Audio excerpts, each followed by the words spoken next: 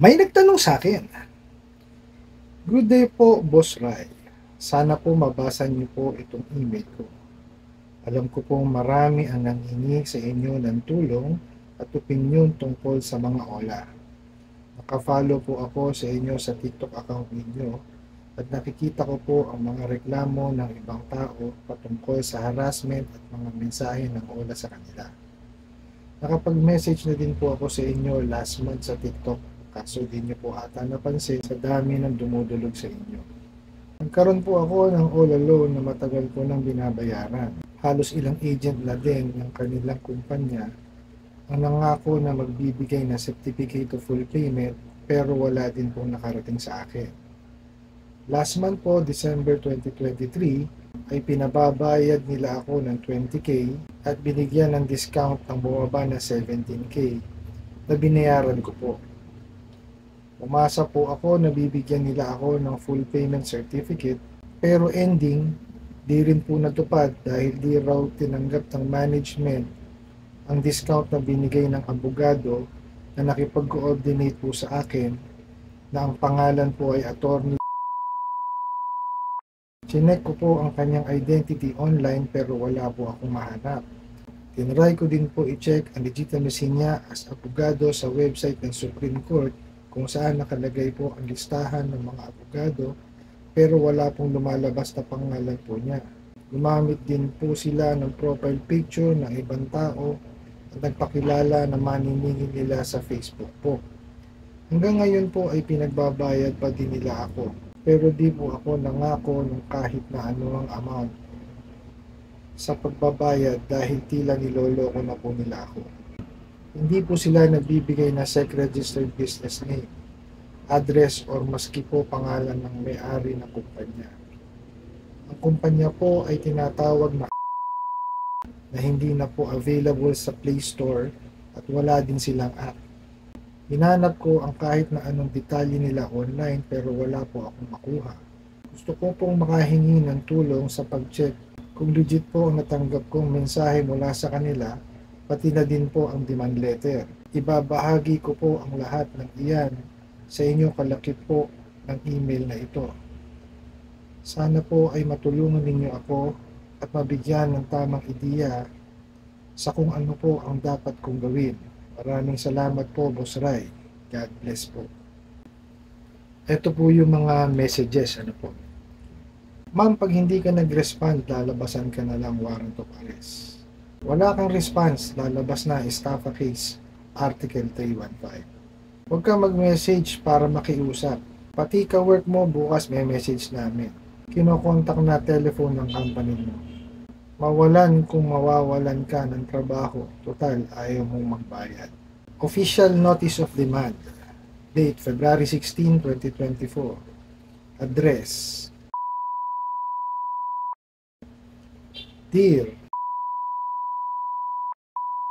based on our records, you were required to have paid 11,300 debt to the debt remains outstanding despite our initial request for payment. Please note that should the debt owed not be repaid, legal proceedings will commence, and this letter will be rendered in court as evidence of your failure to attempt to resolve this matter. Should this be the case, you may be liable for any court cost, lawyer's fee, and damages, including punitive damages. Sincerely, Manager from... Gusto mo talagang magka-problema, ma'am? Kahapon pa kami nakasubaybay sa account mo. February 16 na today. Walang problema sa amin kung ganyan gagawin mo. Baka ikaw, pag nawalan kang trabaho, magmakaawa ka. Hello ma'am, good morning. From Legal Department Fund. Ipapaalam po namin sa inyong trabaho ang demand letter na ipapasa sa barangay nyo para sa iyo. Thank you, ma'am. Nag-message po ulit siya. Ito po. Magandang araw po, Boss Rai. Pasensya na po at nag-i-email po ako ulit sa iyo. Sana po ay mapansin mo na po ito. Ngayong araw po ay nagpadala na naman sila ng bagong mensahe sa akin at dinadamay na po ang bunso kong anak.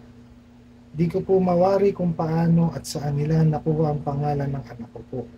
Makikita niyo po sa kalakip na screenshot ng email na ito na sila raw ay nagpapadala ng mensahe sa school ng aking anak at magre-report daw po sa DepEd gamit ang pangalan ng anak ko. Sana ay mabigyan niyo po ako ng opinyon sa kung ano po ang pwede namin gawing hakbang tungkol sa kanilang pananakot at paggamit ng anak ko po. Salamat po. Ito po yung isa pang message. Ano po? Block ka na sa lahat ng loan. Pag may message kami sa school ng anak mo regarding dito, kami pa sinubukan mo. Hehehe.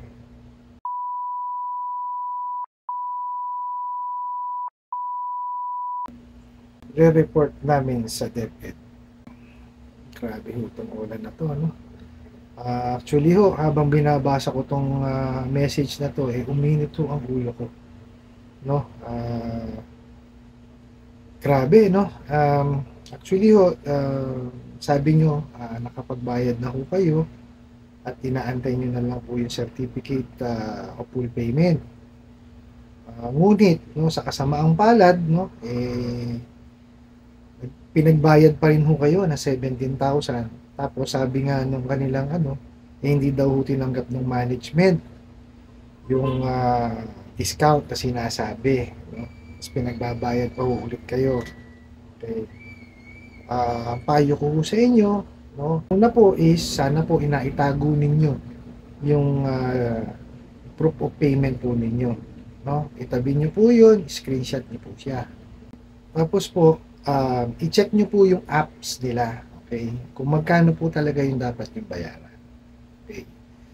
Kung yung amount po ng dapat yung bayaran is pasok po dun sa 17,000 na binayaran po ninyo, huwag nyo na po silang bayaran. Okay? Bayad na po kayo. Okay? Gawin nyo po dun sa in-screenshot po ninyo na proof of payment, i-email nyo po sila. Okay? Email nyo po, tapos sabihin nyo sa kanila na bayad na ho kayo dun sa inyong utang at ito ang pagpapatunay. Okay? Sa susunod kanyo na kayo ay makareceive pa ng harassment, kayo kanyo ay magpa-file na ng complaint sa SEC, sa NPC, sa PNP Anti-Cybercrime Group, at sa NBI Cybercrime Division. At dudulog na rin ho kanyo kayo sa abogado para ho makapagsampa ng kaukulang kaso sa ginagawang harassment sa inyo. Okay po? Yun po ang gawin ninyo. No?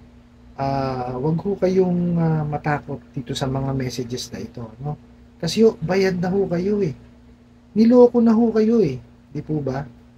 Ako sa totoo lang, kolektor ho ako. No?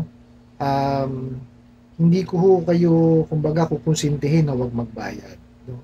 Pero kung yun hong amount no, na supposed to be babayaran nyo sa apps is na-suffice na po nung 17,000 na sinasabing binayaran nyo po, bayad na ho kayo. Huwag nyo na ho silang bayaran. Kasi lolokohin at lolokohin lang ho kayo nito. Okay po? Basta siguraduhin nyo, checkin nyo po yung apps, no? At pasok po doon sa 17,000 na binayaran ninyo, bayad na po kayo. No? Huwag na ho kayong magbayad pong muli. Okay? Huwag nyo na hong pansinin yung kanilang mga mensahe. Pero hihimayin ho natin yan maya-maya. Ano po? Tapos, sinasabi nyo nga ho, chinek nyo, no? Gumawa ho kayo ng due diligence nyo para checkin yung abogado. No? So, po pwede nyo silang kasuhan. Okay? Kasi, nagpapanggap po sila eh. Bawal po yun. Okay? Ngayon po, himayin po natin no, yung mga mensahe po nila. Okay? Ma'am, pag hindi ka nag-response, lalabasan ka na lang warrant of arrest. Ba't ho kayo lalabasan ng warrant of arrest? Anong krimen ho ba ang ginawa ninyo? Actually, bayad na ho kayo eh. Di po ba? Tsaka ho ang hindi pagbabayad po sa utang. Civil case po yan. So, walang warrant of arrest po na ilalabas dyan. Okay po? Ito pa po. Wala kang response. Lalabas na estafa case Article 315. Paano ho magiging estafa? Ibayad na nga ho kayo. Di po ba? Ito pa po. Huwag kang mag-message para makiusap. Pati ka-work mo bukas, message namin. Kino-contact na telephone ng company. Di po ba? Maliwanag kung harassment. Pati daw workmate nyo. Tapos tatawag pa sa opisina. So, ginigipit kayo. Di po ba? Maliwanag kung harassment to, ha? Okay. Mawalan kung mawawalan ka ng trabaho. Total, ayaw mo naman magbayad. Bayad ho kayo. Oh, anong katangahan ho itong pinagsasasabi ng ulan na to? Di po ba? Grabe ho eh. Di ba? Oh, ito ho ang pinakang malaking katangahan na ginawa nila. Official notice of demand. Based, hindi ko pa nababasa, natatawa na ako eh. Based on our records, you were required to have paid 11,300 the debt. Anong debt department? Mali-mali, di ba? Nakakatuwa ito. Tapos, pagka raw hindi nyo nabayaran, okay, legal proceedings will commence. Ayos ah. Tapos, yung to daw letter, ay gagawing rendered in court. Okay? As evidence. Tendered po, hindi rendered. Anak kayo ng kamote, oo. Joseph. Ito ibig sabihin nun. Tendering evidence is when you ask the court to consider a document, photograph, or other object as part of the evidence in your case. To tender an item, you must have a prior agreement of the prosecution before you can ask the court to receive it in evidence. Maliwanag. Anong lender? Tendered po. Sabi ko sa inyo, mag-hire kayo ng abogado. Mario Joseph. Tapos sabi ko dito, pag di daw na-resolve, mananagot daw kayo sa court cost, lawyer's fee, and damages. Okay. Anong court cost? Anong lawyer's fee? Small claims lang ho dapat yan. No? Kasi civil case. Collection of sum of money. Oh. Small claims po. Bakit nyo kailangan ng abogado? Hindi kayo. Hindi talaga kayo maalam. Nakakayamot kayong paulit-ulit. Manong mag-hire kayo ng abogado? Tapos pa-check nyo lahat yung mga messages nyo. Saka yung mga emails na pinadadala ninyo. No? Nakakayamot kayo eh. At sana po yung makuha yung abogado, maalam. No? Hindi yung yung nauutusan lang. Yung sunod lang na sunod. Yung yes boss, yes boss. Mario Joseph kayo. Hindi ko maintindihan kung paano kayo Ito pa ho, yung nila. Hello ma'am, good morning from legal department ma'am. Pamilya ho pala ninyo to. Legal department ma'am. Bugo. Papaalam po namin sa inyo ang trabaho, ang demand letter na ipapasa sa barangay nyo. Ano kabubuhan to? Bakit yung pinapaalam pa sa inyo, nabibigyan kayo ng demand letter, no? Papaalam pa rin sa trabaho ninyo. Tapos, ipapasa sa barangay. Para saan? Hindi nga kayo pinapansin ng barangay. Di po ba? Kasi po, kayo ay korporasyon o malaking kumpanya na. Hindi naman kayo residente. Yung barangay nung kliyente nyo. Anong magbasa kasi ng batas? Mario Joseph. Nag-thank you pa. Targis na yan. Grabe to. Actually, dito ho ang nag-init ang ulo ko sa message na to. No? Nung damuhong ulan na to. Kasi dinamay ho yung bata eh. Hindi ho dapat dinadamay ang miyembro ng pamilya, lalo't kung bata. Tapos, ano pa, yung mga kalokohan pa na, ano, na mensahe, bakit mo i-report sa DepEd? Oh, ano kinalaman ng DepEd sa ano? Sa utang nung ano, nung kliyente? Eh, actually, bayad na. O, di ba? Ayun mga kamote, puro kayo ano, di ba? Eh, sabi ba naman dito, magre-report daw sa DepEd gamit ang pangalan ng anak. Ano i-report nyo sa DepEd? Di ba? Huwag nyo na hong guluhin yung bata, no? Kaya kayo, sa totoo lang, eh, dapat talaga kayo maglaho na dito sa ano, sa mundong ibabaw. Grabe ho yung ano, yung ginagawa nyong ano, pambabastos, no? Sana ho talaga mahuli kayong lahat. Masama lang ho talagang ano eh, manumpa, no? Yung pagsusumpa, masama ho talaga, pero nakakanginig ho kayo ng laman. Totoo lang. Hindi ko maintindihan. Kasi sobra-sobra na po yung ginagawa ninyong pang-aabuso. Yun nyo, pati yung bata na nananahimik. Nag-aaral no, dinadamay nyo. At tulad ho, as magulang, diba, mag-aalala yan. Oh, para kayong mga walang anak eh. Sorry yung usap kayo. Kaya ako gigil na gigil kanina eh. Trapis kayo talaga. Hindi ko maintindihan bakit ganyan ang ginagawa ninyo. No? Inabuso ho ba kayo ng pagkabata ninyo? Bakit ganyan kayo? Ituring yung inyong mga kliyente. Totoo lang ho, eh, ano, um, ako nakikiusap na ho ako sa ating ano, mga, ano, sa ngayon ng gobyerno. Eh, tugisin nyo na ho lahat ito. Pasaran nyo na ho.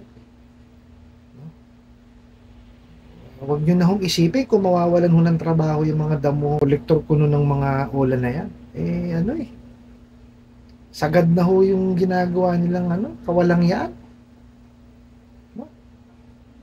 Eh, dun ho sa nagtanong, no? Kagaya yung sinabi ko kanina, no, sa simula ng ating video, eh, bayad na ho kayo. So, huwag nyo hong isipin ito, huwag nyo hong intindihin. Just make sure po na checkin nyo yung apps, no? Tingnan niyo kung magkano yung dapat yung bayaran at kung masusuffice na nung 17,000 na binayaran niyo yung ano, yung nasa apps, bayad na ho kayo. Message niyo po sila, email niyo po. I hope nasagot ko po itong katanungan na to at sana po ay makatulong. Maraming salamat po sa walang sawa ninyong pagsuporta at panonood ng aking mga videos. Maraming salamat po sa inyong pag-like, pag-share, pag-comment at pagtatanong. Kunin ko na po itong opportunity na to para imbitahan kayo na suportahan ang aking mga social media accounts sa YouTube, Facebook, and TikTok. Hanggang sa muli po, yun lang.